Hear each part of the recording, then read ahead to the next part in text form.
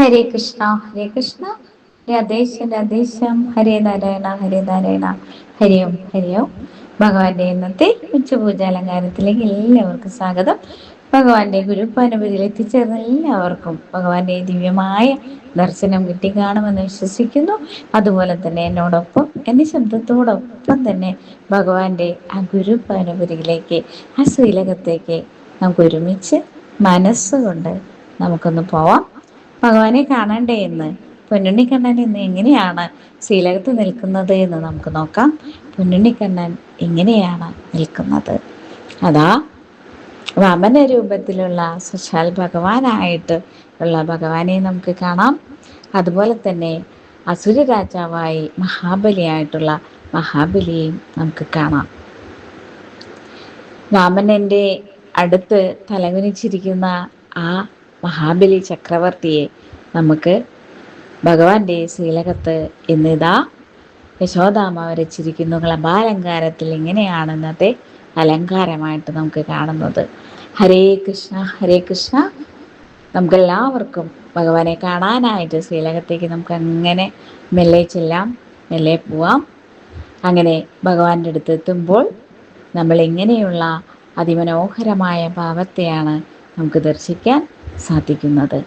പൊന്നുണ്ണിക്കണ്ണൻ അതാ ആ കുഞ്ഞു ബാലനായിട്ട് ഓലക്കുടയൊക്കെ പിടിച്ചുകൊണ്ട് നിൽക്കുന്ന ഭാവം, വാമനനായിട്ട് നിൽക്കുന്ന ഭാവം, അതുപോലെ തൊട്ടടുത്ത് ചക്രവർത്തിയായിട്ട് സശാൽ മഹാബലി തമ്പുരാൻ അതാ തലകുനിച്ചിരിക്കുന്ന ഭാവം, തൻ്റെ പൊന്നിൻ കിരീടമൊക്കെ താഴെ അഴിച്ചു വെച്ചിരിക്കുന്ന ഭാവം, ഇതാണ് നമുക്കിന്ന് ശ്രീലകത്ത് കാണാൻ സാധിക്കുന്നത്.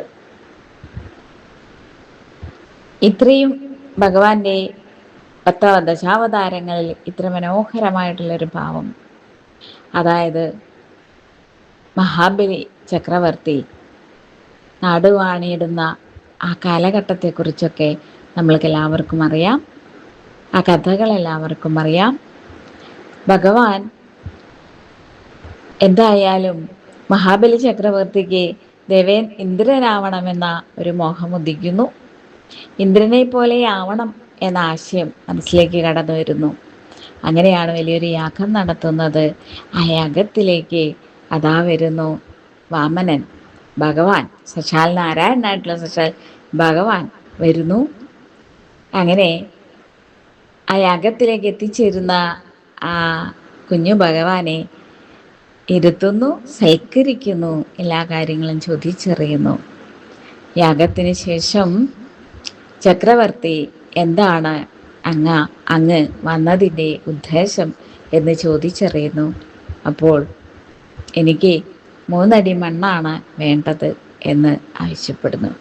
വളരെ നിസ്സാരമായി 3 അടി മണ്ണ് എന്ന് പറയുമ്പോൾ നമുക്ക് തോന്നാം കാലുകൊണ്ട് ചെറുതായിട്ട് ഇങ്ങനെ 1 2 3 എന്ന് വയ്ക്കുന്ന കാലടികളായിരിക്കും 3 അടി മണ്ണ് എന്ന് ഉദ്ദേശിക്കുന്നത് എന്ന് നമുക്ക് സ്വാഭാവികമായിട്ട് നമ്മുടെ മനസ്സിലേക്ക് കടന്നു വരാം.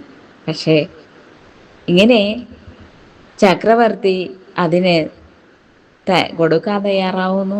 ആ തയ്യാറായതിനു ശേഷം ഭഗവാൻ തൻ്റെ ഒരു കാലുകൊണ്ട് തന്നെ ഭൂമിയും പാതാളവും ആകാശവും ഒക്കെ അളന്നു കഴിയുന്നു.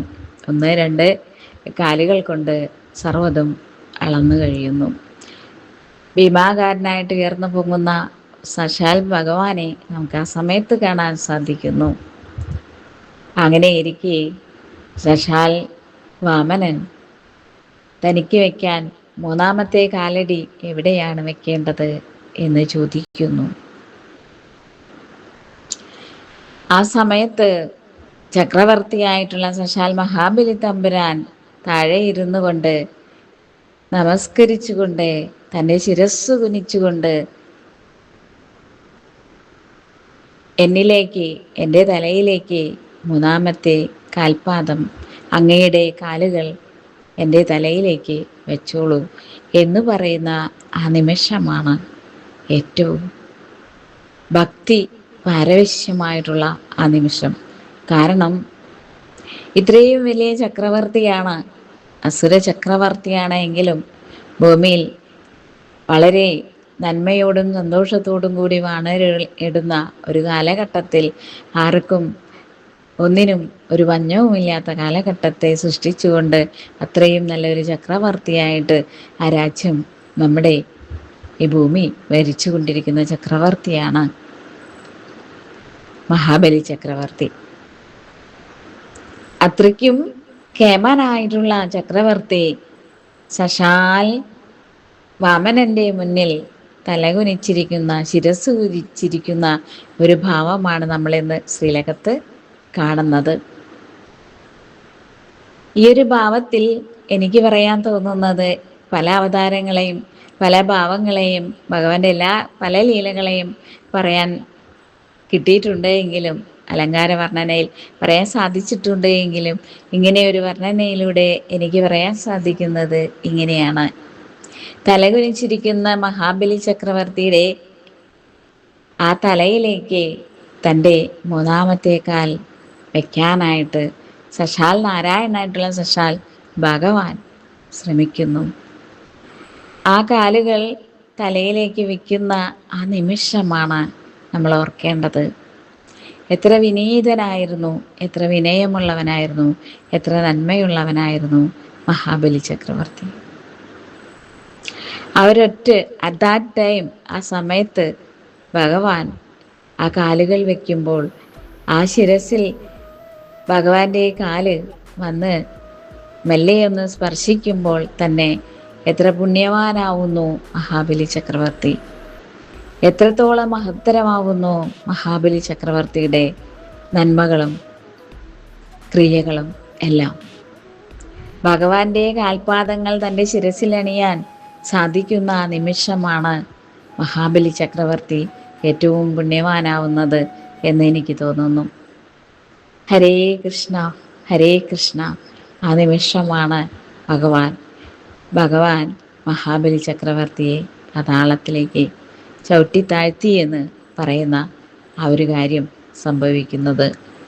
അതിനുശേഷം വരം ചോദിക്കുന്ന നിമിഷത്തിലാണ് ചിങ്ങമാസത്തിലെ തിരുവോണം നാളിൽ തൻ്റെ പ്രജകളെ കാണാനായിട്ട് വരാമെന്നുള്ള അവസരം കൊടുക്കുന്നത്.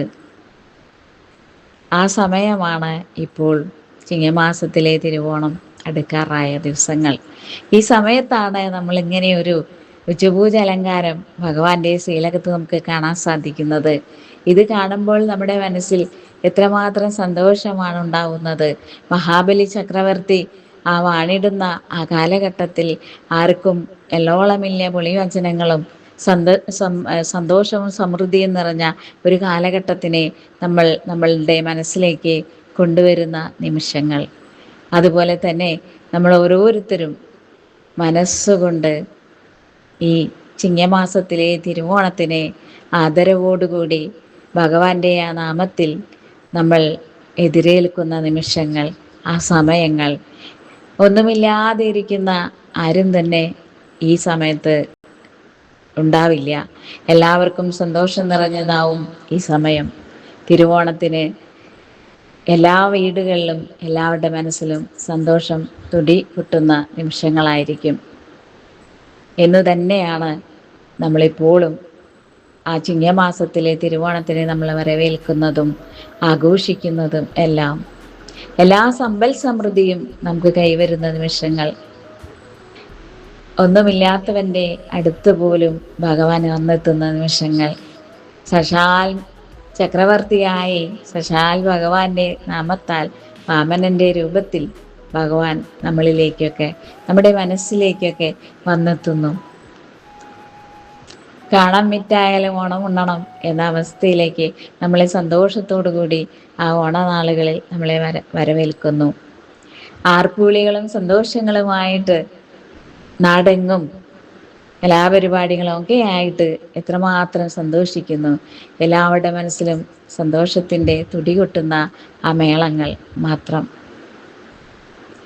നമ്മുടെ മഹാബലി തമ്പുരാനെ കാണാനായിട്ട് കഥ ഓർക്കുന്ന നമ്മൾ ഓരോരുത്തരും ഇന്ന് ഗുരുഭവനപുരിയിൽ എത്തി നിൽക്കുന്നു.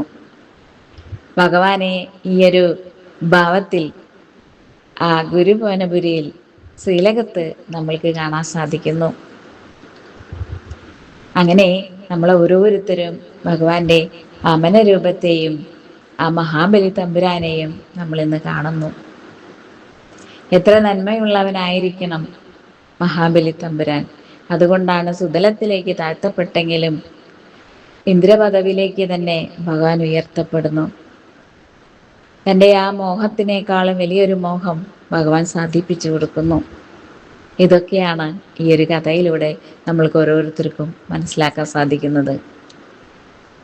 എപ്പോഴും നന്മയും അതോടൊപ്പം നല്ല പ്രവൃത്തികളും ആ താഴ്മയും വിനയവും തൻ്റെ ശിരസിൽ തന്നെ ഭഗവാൻ ആ കാൽ വെച്ചോളൂ എന്ന് പറയുന്ന ആ സമയമുണ്ടല്ലോ, അവിടെയാണ് ഏറ്റവും നല്ല പവിത്രത ഒളിഞ്ഞു കിടക്കുന്നത്. താനൊരു രാജാവാണ്, ചക്രവർത്തിയാണ് എന്നുള്ളത് പോലും ആ അഹങ്കാരത്തെയെല്ലാം മാറ്റിവെച്ചുകൊണ്ട് അടുത്ത കാൽ തൻ്റെ ശിരസിൽ വെച്ചോളൂ എന്ന് പറയാൻ കാണിക്കുന്ന ആ സന്മനസ്സാണ് നമ്മളിന്ന് കാണുന്നത്. അങ്ങനെയുള്ള ഭാവത്തിൽ സാക്ഷാൽ ഭഗവാനെ ഇന്ന് ഗുരുഭവനപുരിയിൽ നമ്മൾ കാണുന്നു, ശ്രീലകത്ത് നമ്മൾ കാണുന്നു. നമുക്ക് എല്ലാവർക്കും തന്നെ ഇത്രയധികം സന്തോഷം വാരി വിതറുന്ന നമ്മുടെ മനസ്സിൽ എല്ലാവരുടെയും എല്ലാ ദുഃഖങ്ങളുടെ ഇടയിലും ദുഃഖങ്ങളെല്ലാം മാറ്റിവെച്ചുകൊണ്ട് ഒരു നിമിഷം ഭഗവാന്റെ നാമത്താൽ സാക്ഷാൽ പൊന്നുഗുരുവായൂരപ്പൻ്റെ ഓർമ്മയിൽ നമുക്ക് ആ നിമിഷത്തെ, ആ തിരുവോണ നാളുകളെ സന്തോഷത്തിലേക്ക്, എങ്ങും മാറാടി നിൽക്കുന്ന സന്തോഷ നിമിഷങ്ങളിലേക്ക്, എല്ലാവരുടെയും മനസ്സിലെ സന്തോഷം തുടികൊട്ടുന്ന ആ ദിവസത്തിലേക്ക്, ആ നിമിഷത്തെ നമ്മൾ കൊണ്ടുചെന്ന് ഭഗവാൻ തന്നെ നമ്മളെത്തിക്കുന്നു. എല്ലാ സന്തോഷങ്ങളും എല്ലാ നന്മകളും ഭഗവാൻ നമുക്ക് വാരി വിതറുന്നു. അതാണ് ഇന്ന് നമ്മൾ ശ്രീലകത്ത് കാണുന്ന ഈ ഒരു ഭാവം. മഹാബലി തമ്പുരാൻ്റെ ഈ മഹാമനസ്കത നമ്മളിവിടെ കാണുന്നു. ഹരേ കൃഷ്ണ ഹരേ കൃഷ്ണ. ഭഗവാന്റെ പുണ്യതൃപാദങ്ങളിൽ നമ്മൾ നമസ്കരിക്കുന്നു. ഇന്ന് പൊന്നുണ്ണിക്കണ്ണനെ ഇങ്ങനെ കാണാൻ സാധിച്ചതിൽ ഏറ്റവും വലിയ സന്തോഷത്തോടു കൂടി നമ്മുടെ മനസ്സിങ്ങനെ സന്തോഷത്താൽ തുടികൊട്ടുന്നു. തിരുവോണ നാളുകളിലേക്ക് നമ്മളെ കാണാനെത്തുന്ന സാക്ഷാൽ പൊന്നു ഭഗവാനെ, പൊന്നു ഗുരുവായൂരപ്പനെ നമ്മൾ വരവേൽക്കുന്നു. അതോടൊപ്പം മഹാബലി തമ്പുരാനെയും നമ്മൾ വരവേൽക്കുന്നു. മനസ്സുകൊണ്ട് നമ്മൾ സന്തോഷത്തിൻ്റെ ആ ഒരു എല്ലാ അർത്ഥത്തിലും മനസ്സിൽ സന്തോഷം തുടികൊട്ടുന്ന അവസ്ഥയിലേക്ക് നമ്മൾ ഓരോരുത്തരും മാറുകയാണ്. ഹരേ നാരായണ ഹരേ നാരായണ. പുണ്യതൃപാദങ്ങളിൽ, ഭഗവാന്റെ പുണ്യതൃപാദങ്ങളിൽ എൻ്റെ വാക്കുകൾ സമർപ്പിക്കുന്നു. പിന്നെ ഗുരുവായൂരപ്പൻ്റെ ഇന്നത്തെ ഉച്ചപൂജാലങ്കാരം ഇങ്ങനെ പറയാൻ സാധിച്ചതിലും എനിക്കും അതിയായ സന്തോഷമുണ്ട്. ഹരേ കൃഷ്ണ ഹരേ കൃഷ്ണ.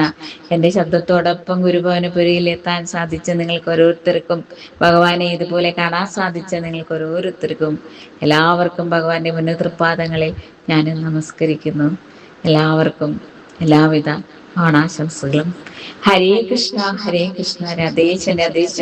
ഹരേ നാരായണ ഹരേ നാരായണ. ഹരി ഹരി.